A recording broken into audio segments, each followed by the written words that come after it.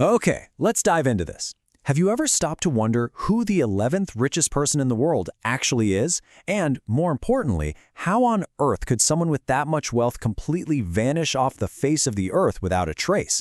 Today, we are looking at the ultimate modern mystery. We're tracking the digital footprints of Satoshi Nakamoto, the completely anonymous, almost ghost-like creator of the world's most valuable digital currency, Bitcoin.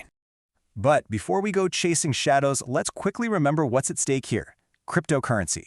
Born from the ashes of the 2008 financial crisis, Bitcoin was introduced by a figure named Satoshi Nakamoto as a decentralized, trustless financial system. Essentially, it's a completely virtual system entirely free from any central bank or government control. Section 1. The Phantom Billionaire. So, Satoshi Nakamoto launches the network, works with some early developers, and then by late 2010, he just leaves. He essentially hands the keys to the software over to the community and permanently steps into the shadows. But he definitely didn't leave empty-handed. 1,100,000. That is the estimated number of bitcoins that were actively mined and are currently held by Satoshi across various early digital wallets since the network first launched. Now let's translate that digital code into real-world purchasing power. $135 billion. I'll just let that sink in for a second. Based on recent valuations, that mind-boggling figure makes Satoshi Nakamoto's stash worth roughly $135 billion. Major financial reporting outlets, including the Financial Express and NDTV, have noted that this astonishing valuation ranks the synonymous figure as the 11th or 12th richest person on Earth. But here is the anomaly that literally keeps investigators up at night. Not a single coin has ever been spent. From the very beginning, right up until today, those coins have sat completely frozen. It's incredibly abnormal human behavior. Think about it. If you had that much money, wouldn't you cash out at least a fraction of it to, enjoy life? This anomaly has led a lot of experts to wonder if Satoshi is even a single person at all. Maybe it's a corporate entity, a government agency, or a collective of brilliant developers. Section 2. Clues and the Identity Mystery. Now, what's really interesting about this is if someone builds a globally utilized software, they leave a digital footprint, right? On the P2P Foundation network, Satoshi registered a profile and claimed to be a 37-year-old male living in Japan with a listed birth date of April 5, 1975. So naturally, the world assumed he was a Japanese software engineer. But does the forensic evidence actually match that story? Well, a Swiss software engineer named Stefan Thomas did this incredible deep dive analysis of Satoshi's historical forum posts.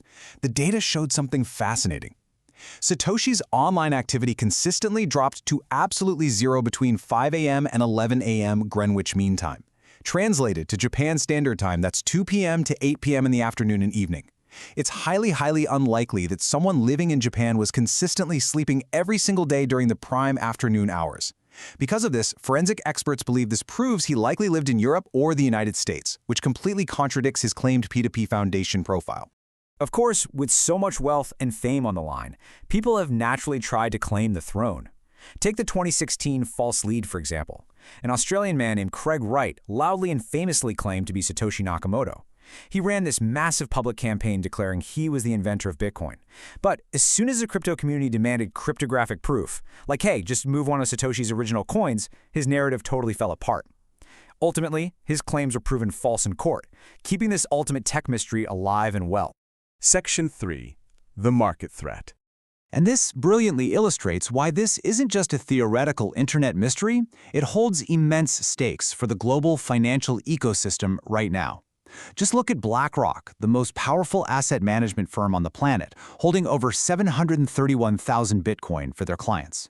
But towering over them is Satoshi Nakamoto with 1.1 million. A single, anonymous, unreachable entity holds more sway and volume than the biggest institutional financial giant on Earth. So, the crucial point is this. The current cryptocurrency market is only stable because these 1.1 million coins are completely dormant. Experts literally refer to Satoshi's wallet as a ticking time bomb. Supply and demand dictate this market. If Satoshi were to suddenly wake up tomorrow and start circulating, transferring, or selling these coins, it would completely flood the market. The crypto world would face unprecedented volatility, potentially crashing prices globally. Section 4. Million-dollar crypto mistakes. To truly grasp the stakes of Satoshi's dormant wealth, we need to look at how digital wealth works for regular people. Back on March 17, 2010, a Hungarian IT professional named Laszlo Hanyecz famously paid 10,000 Bitcoin to get 2 Papa John's pizzas delivered. Why? He was simply short on cash and wanted to see if digital money could buy real food. Well, it worked. But today, those 10,000 Bitcoins would be worth an astronomical $1.23 billion. I mean, that's enough to buy a few pizza chains, let alone 2 pizzas. It perfectly contrasts this intangible, invisible tech with a mind-blowing real-world dollar value, showing just how wildly the market has shifted. Which brings us to the brutal reality of crypto wallets. You see, when you use crypto, you are your own bank and your own IT department. Unlike a traditional bank account, there are no central password resets. There's no customer service line to call.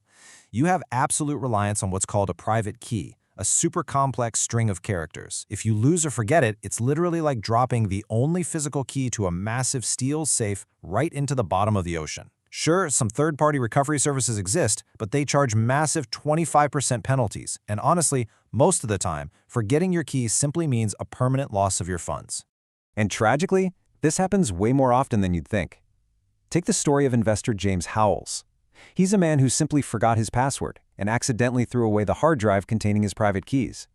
By doing so, he permanently lost access to 7,500 Bitcoin.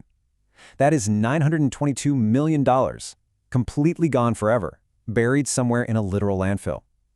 It really drives home the immense unforgiving danger of digital mistakes. Which brings us to a final thought.